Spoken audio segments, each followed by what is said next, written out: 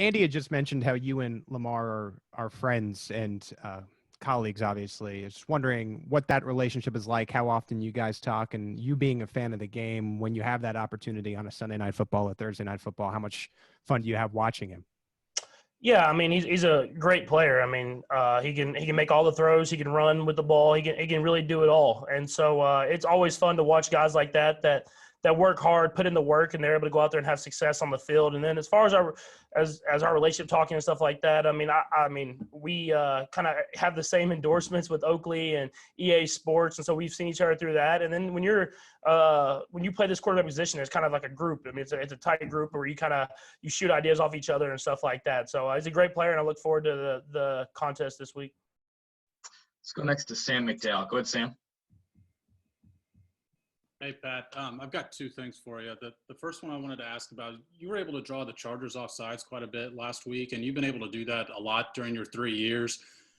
I'm hoping you can answer this without giving anything away, but how much do you work on that, and how exactly do you work on that?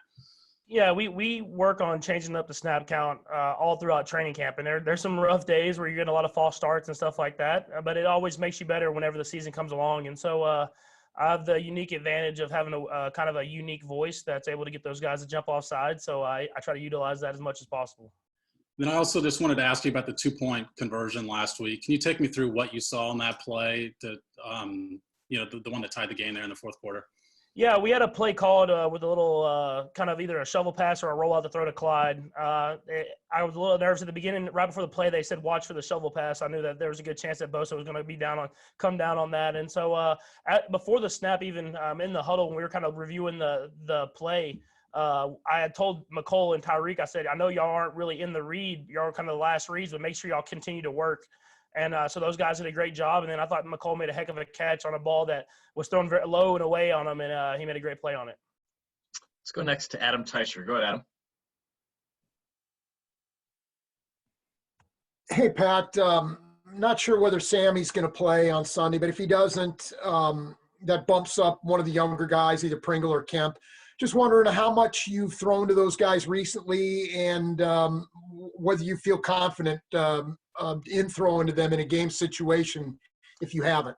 Yeah, I mean, obviously having that a consistency of having these guys for the last few years.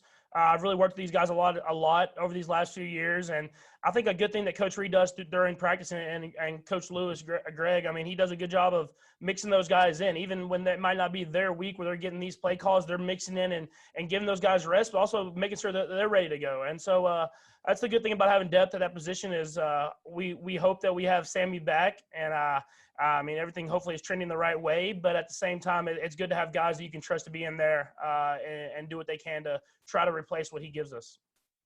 Let's go next to Mackenzie Nelson. Go ahead, Mackenzie. Hey, Patrick, I was just wondering, last week you said you didn't really come out the way you wanted to against the Chargers. Is there anything that you're doing this week or working on this week to, better prepare and come out the way you want to in Baltimore? Yeah, I mean, it's going to be all about execution. When you play a defense like this that does a lot of different things, very multiple, do a lot of different blitzes, a lot of different coverages, you have to make sure that you're ready to go and have answers for everything. And so I'll just try to do whatever I can to make sure I'm prepared for everything they can show us. And whenever they give us an unscouted look, try to have a positive play and then get to the sideline and figure out the best way to go about it for the rest of the game. Let's go next to Blair Kirchhoff. Go ahead, Blair. Hey, Patrick, just wanted to get you to put on your Royals cap for a moment and have a thought on Alex Gordon, who announced his retirement today. Do you know Alex? I mean, he's done everything the right way his entire career. I mean, the amount of gold gloves that he's won, I've seen him dive around the outfield growing up. I don't want to make him sound old, but growing up and throwing people out at the plate and doing everything like that. And then being able to hit and just being a leader on and off the field. I mean, he's someone that set the example of how to be in the Kansas City community and lead his team to championships and do it the right way on and off the field. Go next to Seren Petro. Go ahead, Seren. Patrick, I'm 99% sure I've got this right, but kind of two-part question. One, how's it feel for the first time on one of these Zooms to not be the best athlete on the Zoom? If I'm not mistaken, the guy I see down at the bottom was one hell of a runner, and that was my question about running quarterback style. Coach Reed, was talking about, you know, the run being a part of, you know, what quarterbacks do in this offense.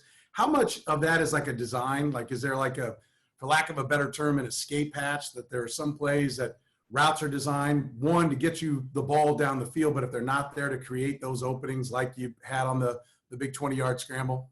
Yeah, I think the good thing about having the guys that I have on my team, the receivers, running backs, tight ends that we have, is that defenses have to be accountable for those guys. And so they're getting depth. They're trying to stop those guys from beating them over the top. And whenever there's room to run, I have to be able to take advantage of it. And it's kind of been the last 3 years of, I usually when I scramble, I'm looking downfield to throw. So you're seeing defenses now, they're not leaving their guy. They're kind of just staying on them and letting me run. And I don't know if I can run like Mike, but I can run a little bit, enough just to get the first down and get out of bounds. Got time for a couple more guys. Let's go Todd Lebo and then Harold Kuntz. Go ahead, Todd. Hey, Patrick, on the snap count stuff that Sam was asking about before, is it easier now as you've watched this go through, playing in front of no fans on the road? Are these things that you maybe wouldn't have been able to do on the road? And what would you compare the noise level to? I know what we heard on TV, but what would you actually compare the noise level to that you experienced in Los Angeles to any other thing that you've done on like during a real game? I would first part of the snap count. I mean, obviously you get to use verbal snap count on the road, and especially when you're playing places like Baltimore, you're not going to be able to use that because of the crowd, and especially Monday night. So that definitely is an advantage. Only thing that's kind of a disadvantage, you have to change a lot of your code words on a lot of your audibles because everybody can kind of hear you on the TV copy and everything like that. And then you said the second part one more time, second part of your question. Hold on one sec. There we go. Try that, Todd. What would you compare it to? I mean, like, how loud was it? They say it's 70 decibels. What's that sound like compared to anything else? Is it louder at practice when you guys pump the music and crowd noise in, or what's it even compared to? It's like practicing in the locker room with no one else in there. There's literally no noise, and it is different.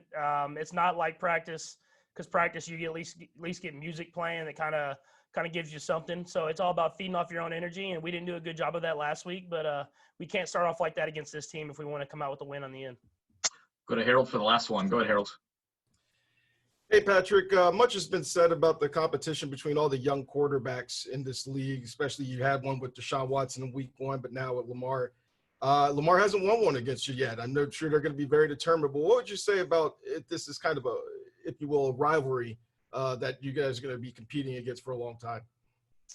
Yeah, I think you heard Coach Reed kind of say it a little bit before me. I mean, there's a lot of young, great quarterbacks in this league, which is awesome because, every single week you're going to get a great challenge and a great matchup. And so it's a little different because when you're on offense, you're never going to go face-to-face. You never get to go straight up against Lamar, but you know that he's going to go out there and put up points. And so you just have to trust in your defense that they're going to make stops when they're needed.